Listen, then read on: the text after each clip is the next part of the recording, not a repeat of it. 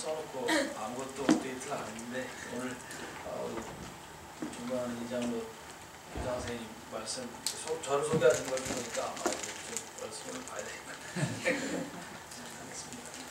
예, 작년에도 한번 제가 강의를 했고요.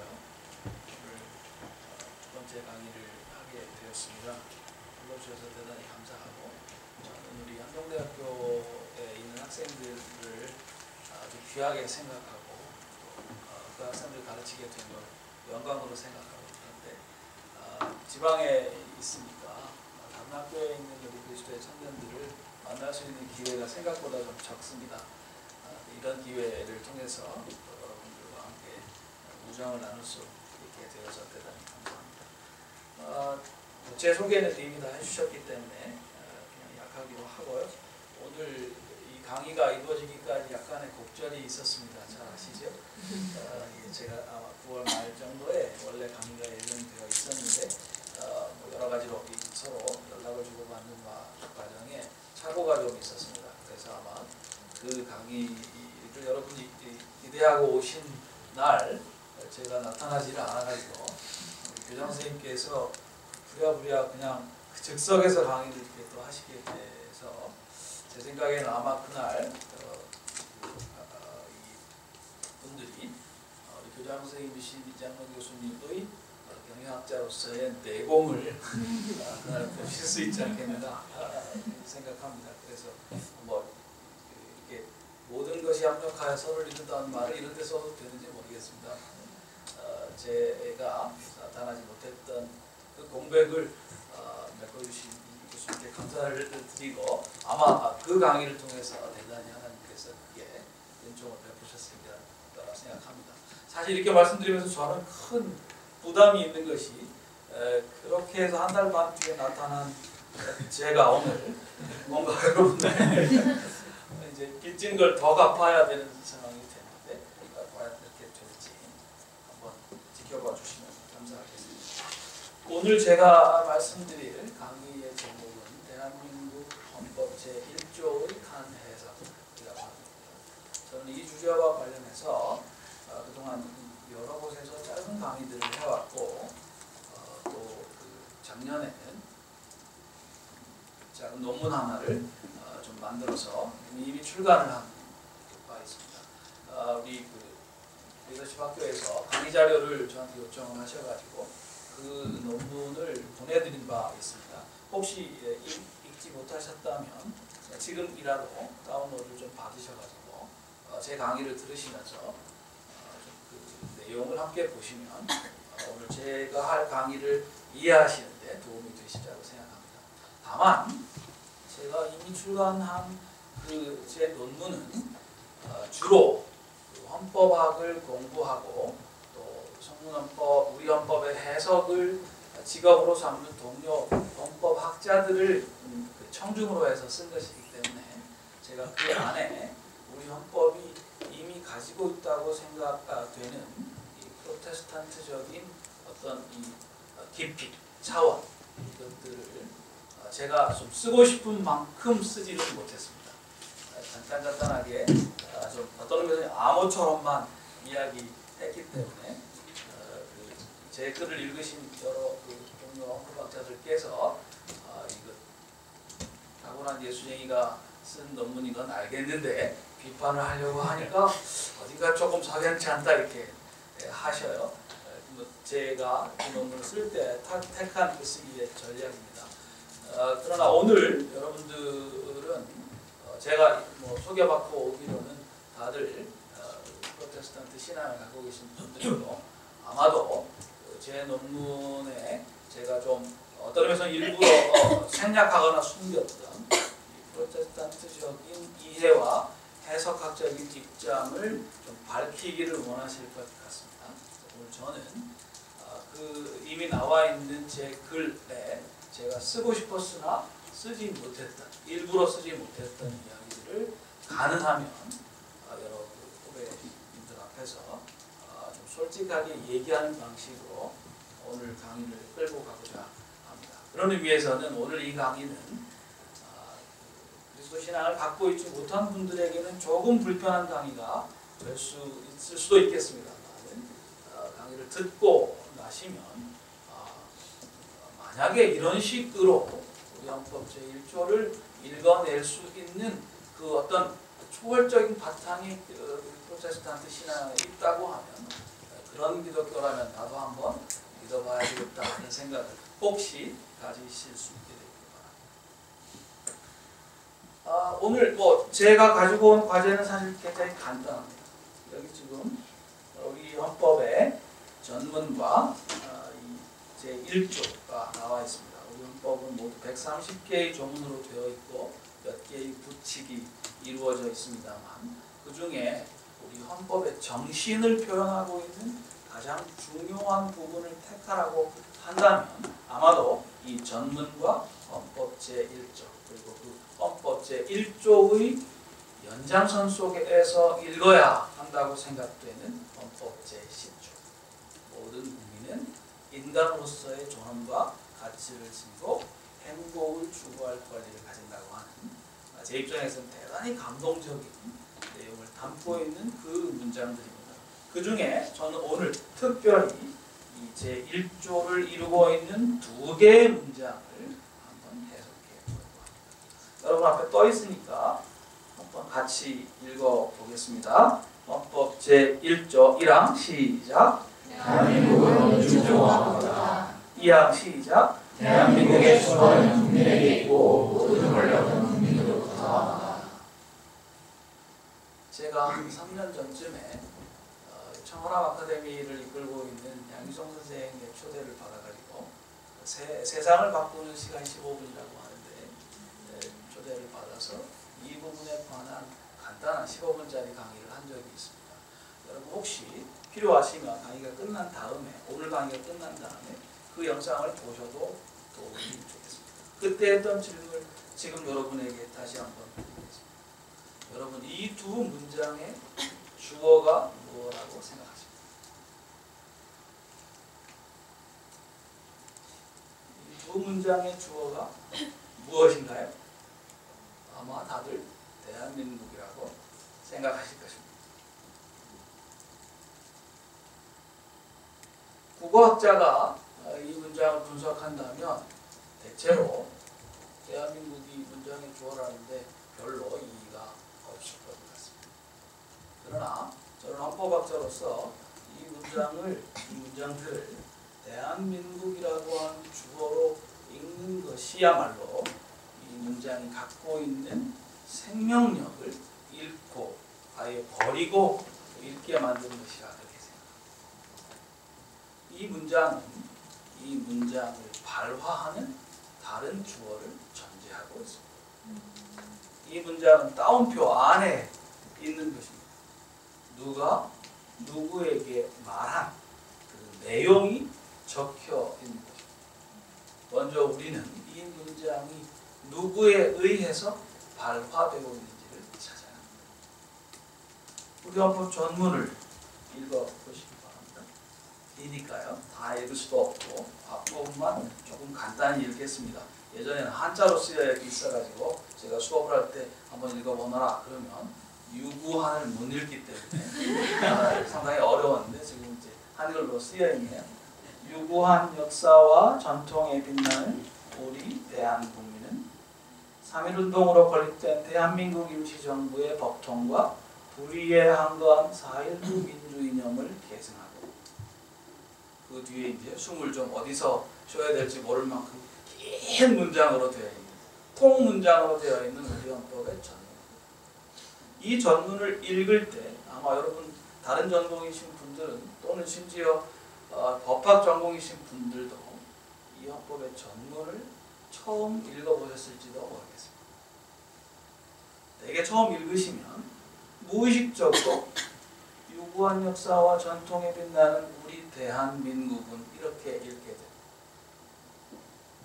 다시 한번 보십시오. 우리 헌법에 주어가 여기 드러나 있는데 그 주어는 대한민국이 아닙니다. 대한민국은 이 헌법의 주어에 의해서 만들어진 실체입니다. 조금 문학적으로 표현하면 이 헌법의 주어에 의한 작품. 이 헌법의 주어가 대한민국이라고 하는 작품을 만드는 방법은 헌법을 약속하는 거죠. 우리 헌법의 주어가 그들 사이에서 헌법을 약속하고 그 약속에 따라 만들어진 작품이 대한민국입니다.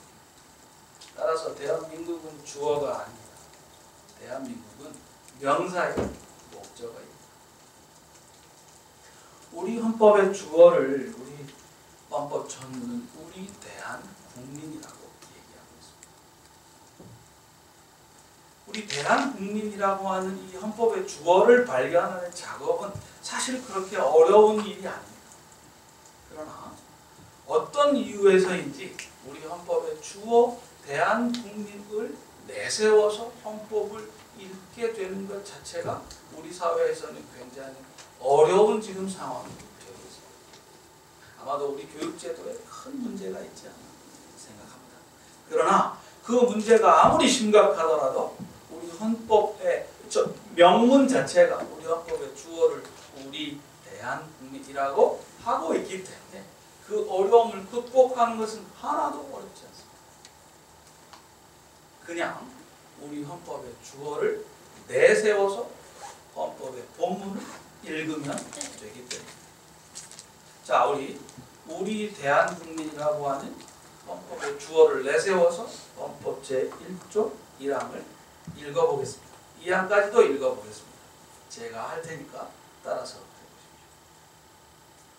우리 대한국민이 말한다. 대한민국은 민주공화국이다. 우리 대한국민이 다시 말한다. 대한민국의 주권은 국민에게 있고 모든 권력은 국민으로부터 나온다. 한번 따라서 하시겠습니까? 시작! 우리 대한국민이 말한다. 대한민국은 민주공화국이다. 우리 대한국민이 다시 말한다. 대한민국의 주권은 국민에게 있고 모든 권력은 국민으로부터 나온다. 자, 여러분, 여기 우리 예수 믿는 사람들, 성서의 이 발화 스타일에 익숙해 있는 사람들은 사실 이 문장을 읽기가 편습니다. 왜냐하면 예수께서 가라사대. 늘 우리 복음서의 문장들은 예수님의 말씀을 소개하기 전에 그 주어가 누구인지를 드러내는 방식으로 말씀하고 있습니다. 우리 대한국민이라고 하는 이 주어를 내세워서 우리 헌법의 본문을 읽을 때 우리는 하나의 선택 앞에 직면합니다. 그 선택의 핵심, 우리 대한국민 중에 하나로 이 문장을 읽을 것인가, 아니면 우리 대한국민과 관계없이 이 문장을 읽을 것인가. 이 선택. 자, 여러분은 이 중에 어떤 선택을 지금 하고 계십니까? 방금 읽으신 여러분들의 이 대한민국 헌법 제1조 읽기는 여러분들의 우리 대한국민 중 한 사람이 된 것을 전제로 진행되었습니까? 아니면 마치 우리가 미합중국 헌법을 읽듯이, 독일 연방공화국 헌법을 읽듯이 타자로서, 이방인으로서 남의 헌법을 한번 읽어보듯이 하셨습니다. 헌법 읽기는 첫째, 헌법의 해석은 첫째, 헌법의 주어와의 관계를 설정하는 데서 시작합니다. 저는 여러분들에게 그 주어의 한 사람으로 참여해서 나와의 관계 속에서, 또는 이 문장들이 바로 나의 작품이라는 그런 관점에서 헌법 제1조를 읽어주시기를 바랍니다.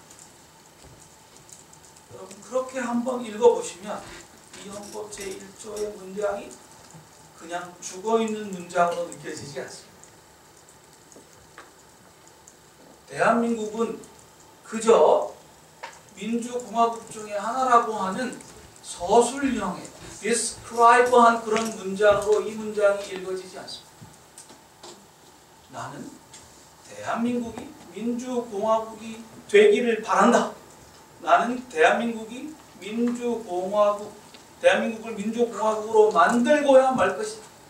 나는 민주공화국으로서의 대한민국을 바라고 좋아하고 사랑하고 그것을 위해 희생할 각오가 되어 있다.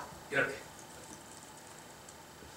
저는 바로 이 문장을 우리가 이렇게 나의 작품이라고 하는 관점에서 읽을 때 우리에게 그것을 전혀 상관없는 죽은 문장으로 읽을 때와는 다른 어떤 생동감이 우리에게 찾아옵니다. 이 문장을 해석하는 첫 번째의 관문은 이 생생한 느낌, 살아있는 문장으로의 느낌, 내가 그 문장을 말했지, 그 문장이 다시 나를 규정하고 있는 것 같은 그와 같은 아주 살아있는 느낌 속에서 이 문장을 읽어야 하는 것이라고 생각합니다. 지금부터 제 강의는 이제 바로 그런 살아있는 느낌을 전제로 좀 진행을 하게 될 것 같습니다.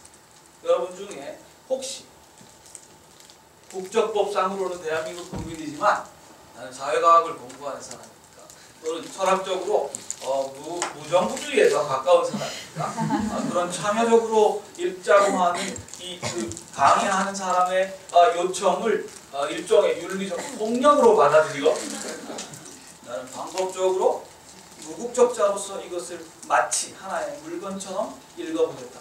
그런 입장을 택하셔도 좋습니다. 이 수업을 그런 관점에서 비판적으로 따라오셔도 저는 얼마든지 그러나 다만 한 가지는 여쭙고 싶습니다. 그 경우에 과연 여러분은 여러분의 존재를 들여서 읽을 수 있는 여러분의 헌법을 갖고 계십니다.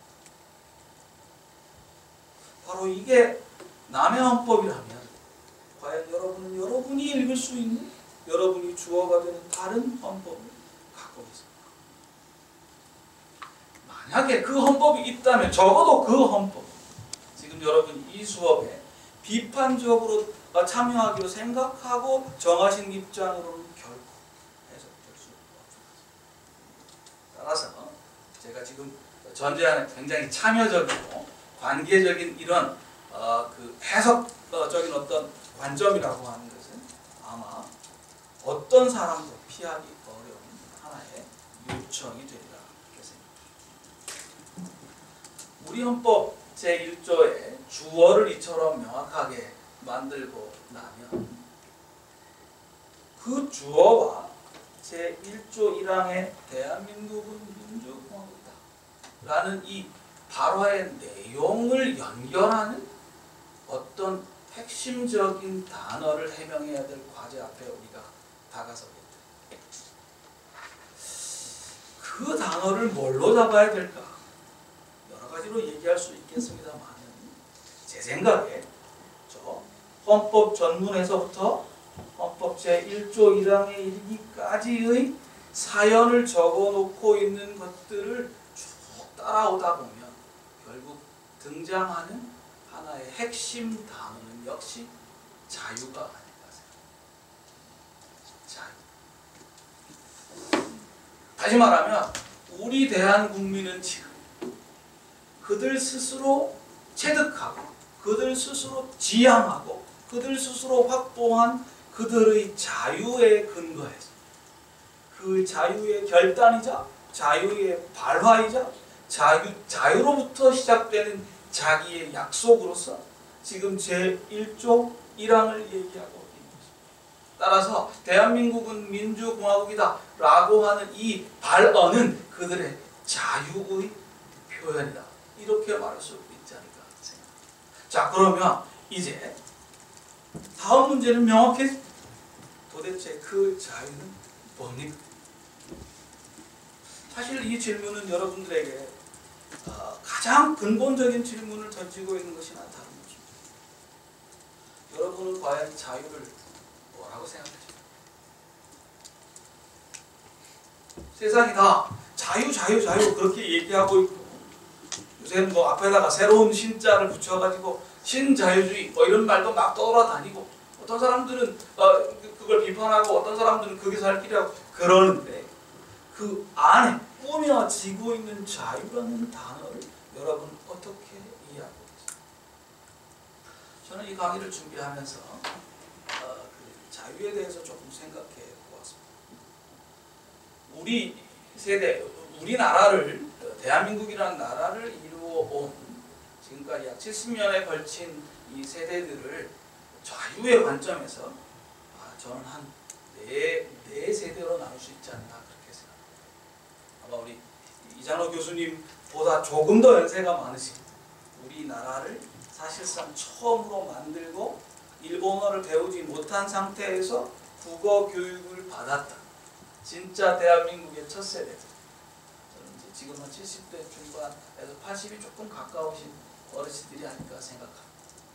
그분들이 생각하시는 자유는 제가 보기에는 살아남는 것입니다. 살아남는 것입니다.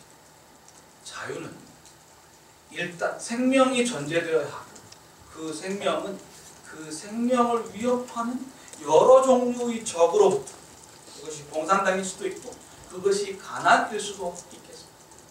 살아남는 것 이것이 없으면 자유는 없다 그런 생각이 심각하습니다. 요새도 여기저기 이런 시위 현장들에 그런 어르신들이 오셔서 말씀들을 하십니다. 아주 애타게 말씀들을 하십니다. 그 말씀들의 안에 흐르고 있는 생각을 저는 한마디로 요약하고 있습니다. 생존의 위협이 있었던 시절을 살아보지 못한 사람 이렇게 얘기하는 것 자체가 우리들에겐 받아들이지 않는다 라는 말씀. 너희들이 전쟁을 과연 가난을 과연 겪어보기라도 했어? 그런 뜻으로 저는 듭니다. 그것이 이분들이 생각하셨던 자유의 실체가 아닐까 그런 생각합니다.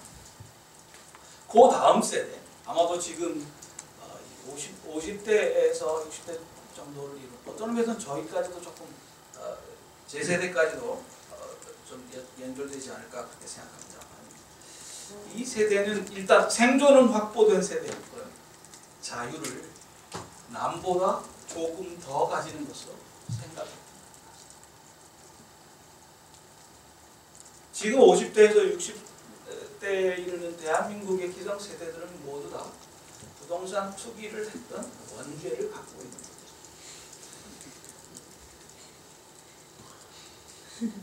그분들이 갖고 있는 자유는 저는 그걸 비난하려고 지금 이 말씀을 드리는 것이 아니에요. 조금이라도 다른 사람보다 더 가져. 그것이 집값이 되었든 가방끈이 되었든 그것이 명예가 되었든 무엇가 되었든 여러분들이 지금 그분들이 줄줄이 이 장관 청문회에 나오고 계신데 그때 서로 그 발가벗겨가지고 막 비난하는 모습을 보고 참 웃긴다 그런 생각들을 하실 거예요. 그러나 그렇게 된 이유는 그 세대가 갖고 있는 자유의 모습이에요. 어떤 의미에서 제 세대까지는 저는 386 세대라고 보니 일컫는 세대. 남들보다 조금 더 가진 386 세대는 아마도 지식에 대한 갈망이 조금 더 강했던 것 같고 저희보다 바로 앞선 세대는 소유, 특별히 물질적인 소유에 대한 갈망이 저희보다는 조금 더 강하셨던 것 같습니다. 자유를 더 많은 소유로 이해했다는 점에서는 별로 그 다음에 나타난 88 꿈나무들을 그 경계로한 소위 X제너레이션 이후의 세대들은 뭐라고 표현해야 될까요? 저는 지금은 많이 사라졌습니다만 90년대부터 유행했던 왕재수, 재수 없다 라는 말에서 어떤 단서를 찾아보고 싶습니다. 대체로 저희 다음 세대는 자유를 간섭받지 않는 걸로 생각합니다. 누군가 간섭하는 것을 극도로 싫어하고 자기가 자기의 삶을 그냥 내버려 두라고 합니다. 저는 우리 시대의 철학자 중에 철학자가 아직도 서태지라고 생각합니다. 서태지의 노래에 맨 먼저 등장했던 말 됐어 이제 됐어.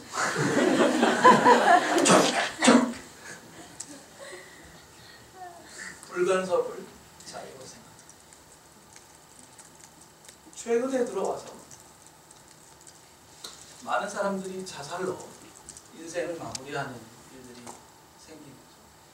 자살 중에는 그저 쓸쓸히 잊혀지는 아무에게도 기억되지 않는 불쌍한 삶이 있고 저희 또래의 대표적인 탤런트였던 최진실 씨처럼 죽은 다음에 적어도 한 일주일은 모든 사람에게 애도를 받는 죽음이 있다면 그 중에 어떤 죽음이어야 될까? 최진실 같은 죽음이어야 되지 않을까? 라는 생각이 지금 이 사회를 지배하고 있는 것 같습니다. 제 생각에 불간섭 이후에 등장하는 네 번째 우리 사회 어떤 의미에서는 지금 가장 압도적인 자유의 이해는 자유를 멋지게 사는 것으로 이해합니다. 그러니까 아마도 여러분의 세대를 이끌고 있는 가장 중요한 표현은 멋지게 살아라, 찌질하게 굴지 말고. 찌질하게 사는 것처럼 바보 같은 삶이 내게 주어진 자유를 멋지게 실현해봐. 네팔로 가든 케냐로 가든 정치인이 되든 글을 쓰든 뭐를 하든 제발 멋지게 살아라. 저는 지금 자유를 넷으로 이야기합니다. 우리 대한민국을 이루어왔던 지금까지 약 70년에 걸치는 세대들을 넷으로 나누어서 생존으로 더 가지려는 것으로 간섭받지 않는 것으로 멋지게 사는 것으로 자유를 이야기해 주었습니다. 자, 여러분에게 이제 질문. 그게 자유입니까? 과연 그게 자유입니까? 다시 우리 헌법 전문을 봐주시기 바랍니다. 우리 헌법의 전문에 유구한 역사와 전통에 빛나는 이라고 우리 대한민국민은 자기의 과거를 표현합니다. 그러나 문제는 이 유구한 역사와 전통에 빛나는 것만으로 우리 대한국민이 스스로를 규정하지 않고 있다. 바로 그 다음에 이야기합니다. 3.1운동으로 건립된 대한민국 임시정부와 불의에 항거한 4.19 민주주의. 자, 무슨 말씀입니까? 우리 대한국민이 이해하고 있는 자유의 출발점에는 어떤 단절이 존재합니다. 자기의 자기됨을 이루고 있었던 것과 분연히 심지어는 아주 잔혹할 만큼 단절해낸 그 단절의 어떤 사건들이 여기 전제되어 있습니다. 저는 이걸 조금 다르게 얘기해보고 싶습니다. 이것은 우리 성서적인 표현으로 말하자면 엑소더스, 자기의 자기됨을 이루고 있었던 것으로부터 어느 날 분연히 호련히 그것으로부터의 구속을 끊어내고 광야로 나아간 것.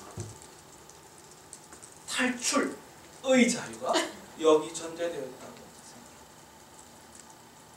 여러분, 이 탈출의 자유라고 하는 것은 사실 예수께서 우리를 부르시는, 심지어는 청년 예수가 그 스스로 실현했던 자유의 출발점입니다. 성서는 예수의 공사역의 출발점을 이렇게 말하고 있습니다. 예수께서 성령에게 이끌려서 광야로 시험을 받으러 나가십니다.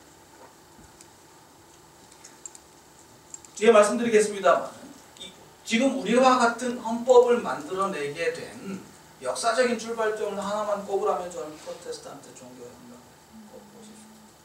그런데 이 프로테스탄트 종교혁명의 출발점에는 자기의 자기됨을 규정하고 있었던 사회적이고 역사적이고 세계 안에 갇혀있는 모든 구속들을 끊어내고 죽기를 각오하고 광야로 나아갔었던 영웅들의 이름들이 기록되어 있습니다.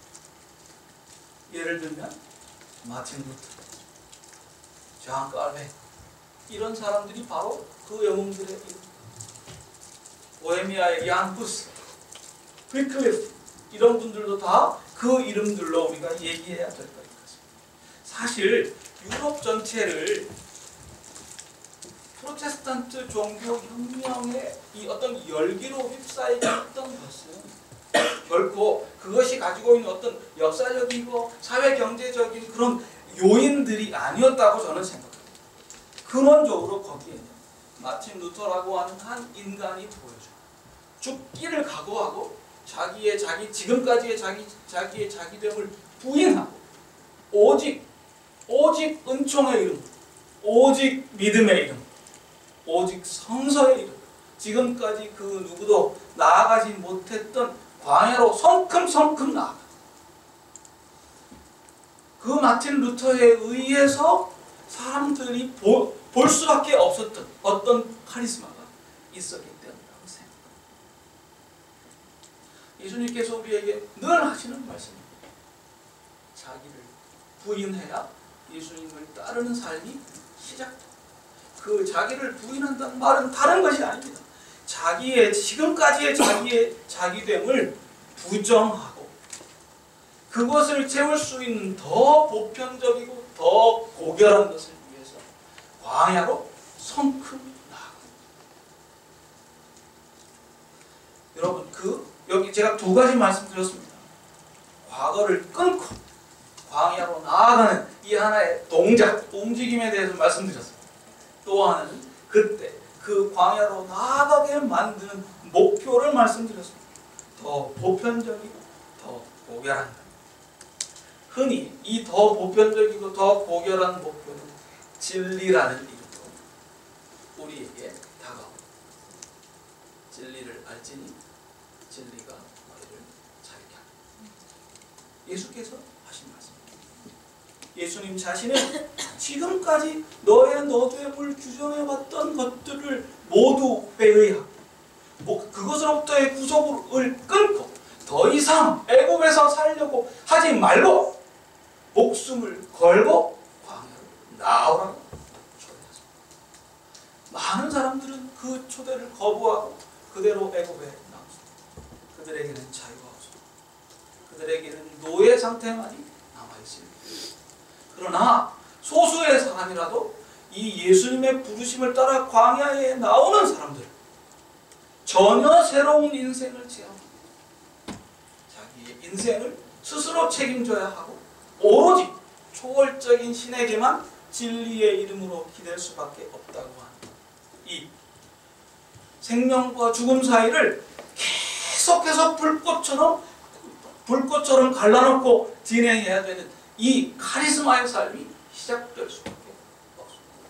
이것이 탈출의 자유. 우리 대한국민의 자유를 탈출의 자유, 출애굽의 자유라고 생각할 때 떠오르는 인물들이 우리에게도 있습니다. 저는 늘 학생들에게 안중근을 이야기합니다. 안중근은 더 이상 이씨 조선의 백성이기를 거부했습니다. 대한제국의 백성이기도 거부했습니다. 그러면서도 그는 광야로 나아가서 이 백성에게 새로운 나라를 만들어야 된다고 하는 그런 어떤 이 목표를 설정했어요. 그리로 나아갈 때 그가 맞서야 될 가장 큰 적은 일본의 제국주의였습니다. 그 제국주의를 이끌고 있는 일본 근대사의 영웅 중의 영웅, 이 또에 맞서지 않으면 광야에서 시작하는 이 자유의 프로젝트가 계속될 수 없다고 보았던 것 같습니다. 그 때문에 그는 정당 방위의 관점에서 이또에게 전쟁을 선포한 거죠. 적어도 안중근 자신의 이해에 의하면 그것은 사적 사례가 아닙니다. 광야로 나아서 자유의 프로젝트를 진행하려고 하는 일단의 사람들, 생존을 위해서 자신들의 생존을 지금 짓밟고 있는 화합에 대한 항거로서 스스로를 정당화하고 있는 거죠. 안중근의 그 마지막에 남긴 여러 글들에 보면 본인이 이렇게 손을 왼쪽 손으로 이렇게 장장이라고 하죠. 이걸 찍고 있는데 아시는 것처럼 이 약지를 잘랐기 때문에 그게 없습니다. 그 앞에 안중근 자신이 이렇게 표현하고 있습니다. 대한국인 안중근. 저는 우리 대한국민이 대한국인들의 모임을 일컫는 말이 아닌가 그렇게 생각해보고 있습니다. 문제는 이 탈출 출애굽의 자유로 이야기가 끝나지 않는다는 것입니다. 탈출에 나온 사람들, 광야에 모인 사람들이 서로에게 기대고 서로를 사랑하고 서로를 위해서 섬기게 되면 얼마나 좋겠습니까? 그러나 여러분, 구약성서의 출애굽기를 읽어보십시오. 그 안에는 서로가 서로를 미워하고 앞으로 계속 가야 한다는 사람, 뒤로 애굽으로 돌아가야 한다는 사람, 그 사람들 사이 왜 하필이면 모세인지, 왜 하필이면 아론은 아닌지, 왜 미리암은 안 되는지, 고라 자손은 왜 맨날 노래만 불러야 되는지, 이런 것들을 가지고 싸우는 사람들의 추성입니다. 20세기 전반에 만주를 중심으로, 상해를 중심으로, 또는 미국의 LA와 하와이를 중심으로 벌어졌던 우리 코리안 디아스포라들의 역사를 안에 들여다가 보면 결코 감동적이지 않습니다.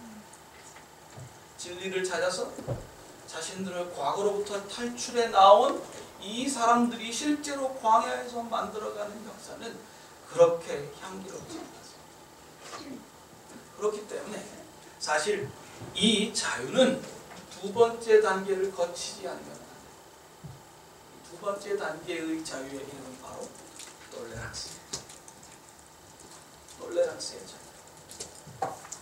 우리 헌법은 애석하게도 톨레랑스의 자유에 관해서 그렇게 많이 얘기하고 있지 않습니다. 여러분이나 저나 그 이유를 누구보다 이미 잘 알고 있습니다. 왜냐하면 이 민주공화국을 만드는 자유의 프로젝트의 관점에서 우리 헌법을 해석할 때 아직 광야에 나와 서로를 용납하고 서로를 받아들인다고 하는 이 톨레랑스의 자유의 차원을 우리가 온전히 확보하지 못했기 때문에 남쪽에는 한반도 전체가 남쪽의 관할이라고 말하는 정부가 있고 북쪽에는 정반대의 주장을 하고 있는 정부가 여전히 있습니다.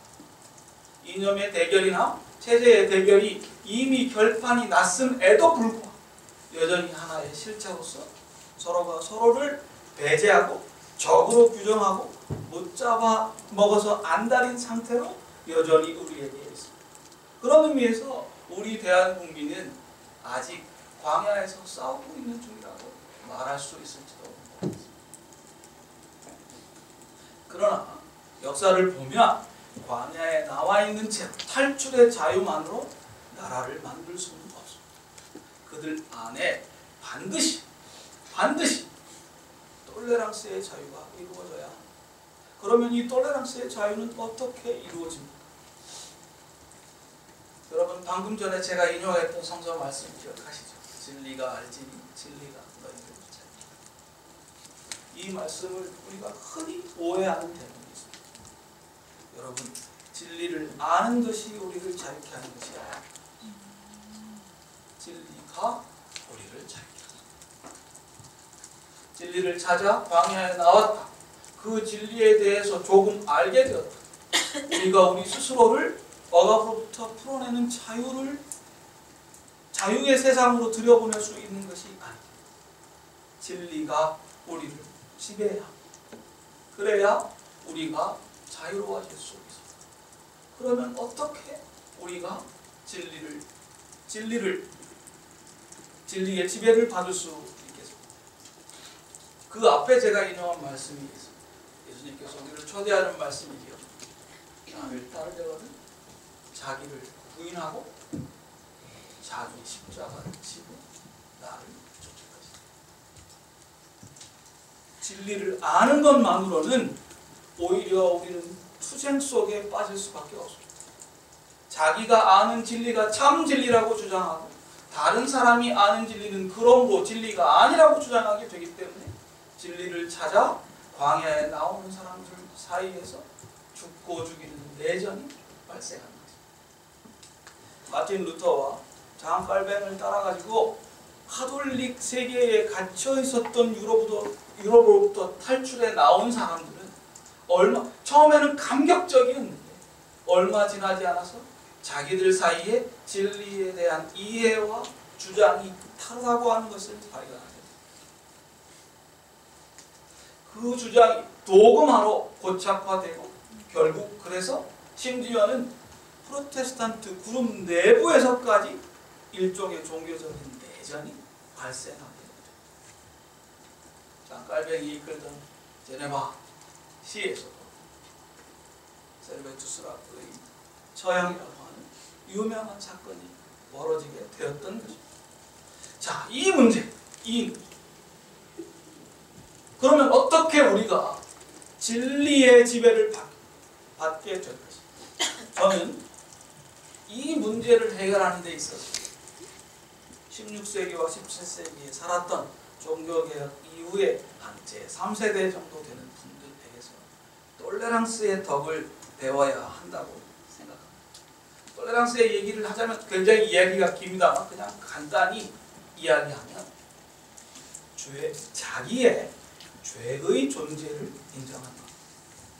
자기 자신이 진리를 추구하기에 부족한 존재일 뿐만 아니라 근원적으로는 이 진리를 추구한 것 자체를 그리 좋아하지 않는다고 하는 사실을 인정합니다. 자, 이 죄, 근본적인 악이 여전히 내게 존재하고 진리의 지배를 받을 만큼 선의 의지가 완전히 나를 이끌고 있지 못하다는 사실을 고백하는 위에서 비로소 타자를 용납할 수 있게 됩니다. 18세기의 유명한 미대철학자 엠마누엘 레비나스는 타자의 윤리학을 아주 끝간데 없이 밀어붙여서 많은 사람들에게 큰 윤리적인 영감을 주고 있습니다. 저는 그의 글을 대단히 열심히 읽고 또 많이 의존하는 편입니다.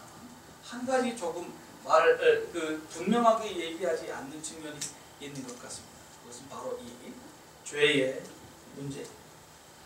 죄의 근본 악이 존재하고 선 의지가 나를 지배하지 않는다고 하는 그 고백 속에서 우리는 서로 부족하고 따라서 그렇기 때문에 서로에게 배워야만 하는 존재로 서로를 받아들일 수 있습니다. 이것이 톨레랑스입니다. 우리 사회의 톨레랑스는 파리에서 택시 운전사를 하시다 오신 어떤 한 어르신에 의해서 많이 유행하게 되었습니다. 저는 그 분에게 아주 깊은 감사를 갖고 있습니다. 그러나 그분이 우리나라의 톨레랑스를 소개한 그 맥락 속에서 대단히 세속주의적인 버전의 톨레랑스의 이해만이 좀 존재하는 것 같은 느낌을 받습니다. 사실 이 톨레랑스는 물론 유럽의 종교적인 내전 상황에서 세속주의적인 버전으로 발전된 것도 있습니다. 더 근본적으로는 초월적인 자유를 전제하는, 따라서 그 초월적인 진리의 존재에도 불구하고 우리들 모두가 갖고 있는 누구를 막론하고 다 여전히 죄의 그늘 아래 있다고 하는 것을 고백하는 이 프로테스탄트적인 버전도 여전히 있다고 하는 사실을 좀 우리 사회가 알아야 될 것 같습니다. 그런데 왜 그 프로테스탄트적인 버전의 톨레랑스가 잘 알려지지 않았을까요? 그건 지금 우리 사회 프로테스탄트들이 그 톨레랑스를 실천하고 있지 않기 때문에. 톨레랑스가 전제가 되면, 물론 이제 우리 헌법은 아직 그 부분에서 충분치 않습니다. 저는 정말 남북이 하나가 되어서 우리가 함께 지난 이념 대결로 400만 명에 가까운 사람들이 죽어야 했던 이 한국 전쟁의 아픔을 서로 치유하는 방식으로 새로운 헌법전에 합의하든 또는 이 헌법전을 그렇게 읽기로 하든 간에 그날이 되면 우리가 이 대한국민의 자유를 온전히 톨레랑스의 자유로 읽을 수 있게 되리라고 생각합니다. 톨레랑스의 자유를 전제하고 나면 중첩적 합의의 단계로 나올 수 있게 됩니다. 우리 사회는 톨레랑스만 얘기하고 끝나는 경향이 상당히 많습니다. 그러나 톨레랑스는 다르게 표현하면 다른 사람을 나와 다르다고 일단 놓자는 것, 다른 사람을 나와 같다고 놓지 말자는 것. 그러나 이렇게 다른 사람을 나와 다르다고 놓는 것으로 끝난다면 그는 영원히 나와 다른 사람으로 남게 될 뿐입니다. 다른 사람을 나와 다르다고 놓아야 합니다.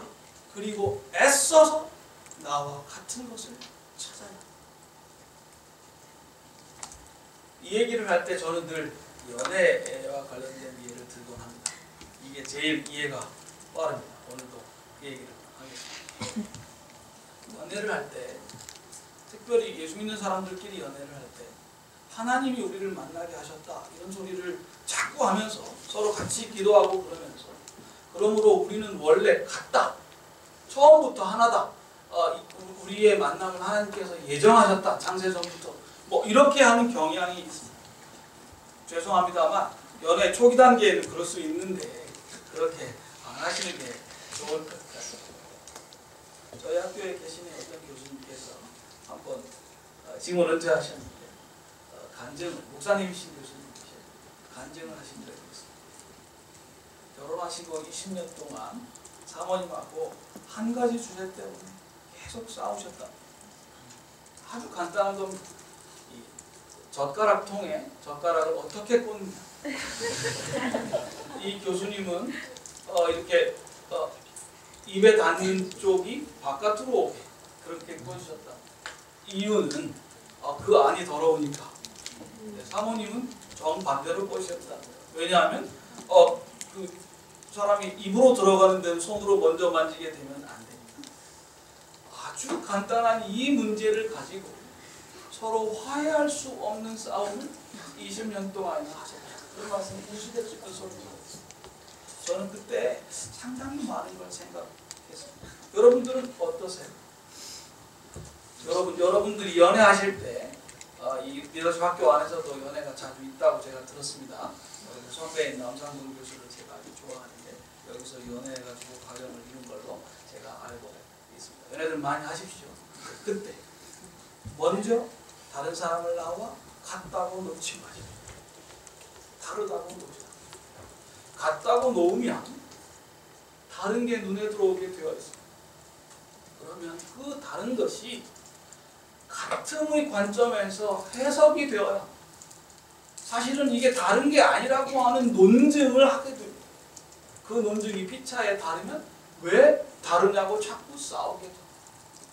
그러면 연애는 당연히 깨지겠죠. 다르다고 놓으십시오.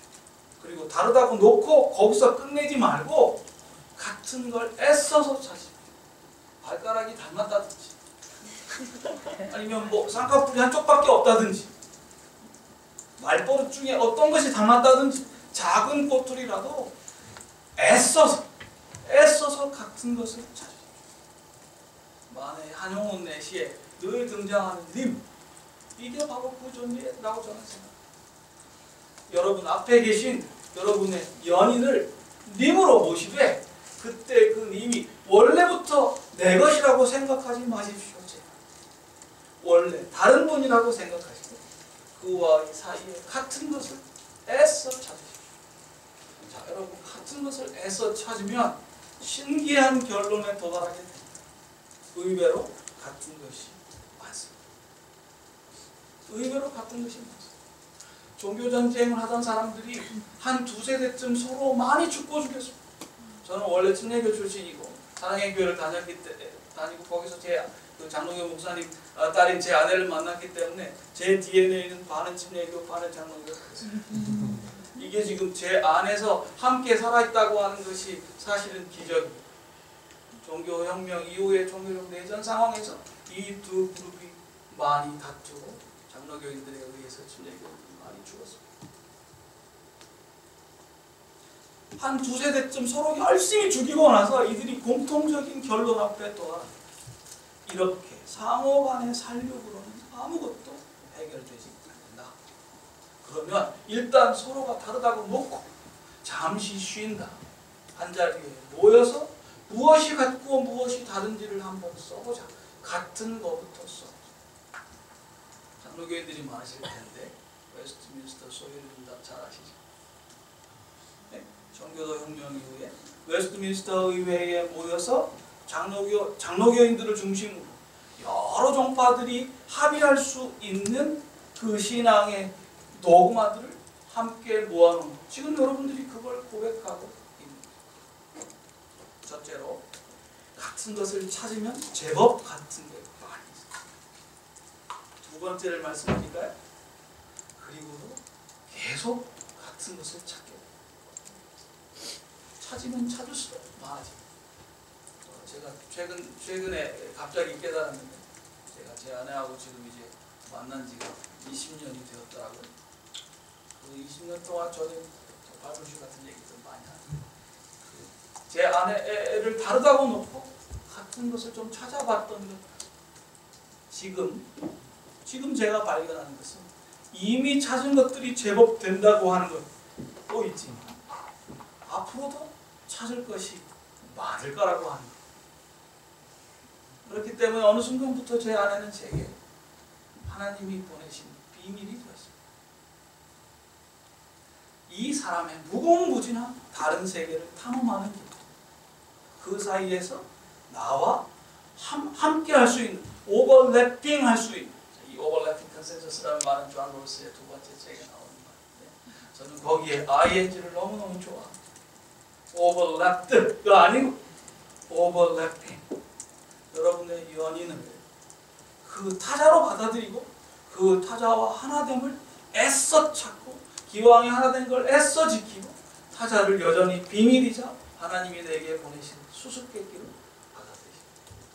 그러면 결국 그 과정에서 하나님 나라에 갈 때까지 다 풀지 못하겠지만 그동안에 푼 것 때문에 감사하고 그동안에 중첩적 합의를 가진 것 때문에 감사하고 여전히 풀 게 많은 것 때문에 감사하고 아직 다 풀지 못한 것 때문에 감사하고 광야에 모인 사람들은 드디어 서로 안에 종교적인 대전, 세계관적인 대전을 끝내거나 또는 잠정적으로 중지할 수 있는 방법을 찾아낸 것입니다. 그것은 첫째로 톨레랑스의 자유를 서로에게 부여하는 것이고, 둘째로 그 톨레랑스의 자유에서 출발해서 중첩적 합의의 자유를 만들어가는 이 프로세스를 진행하는 것입니다. 여러분 20세기 전반에 우리 한반도의 역사는 바로 이 이야기입니다.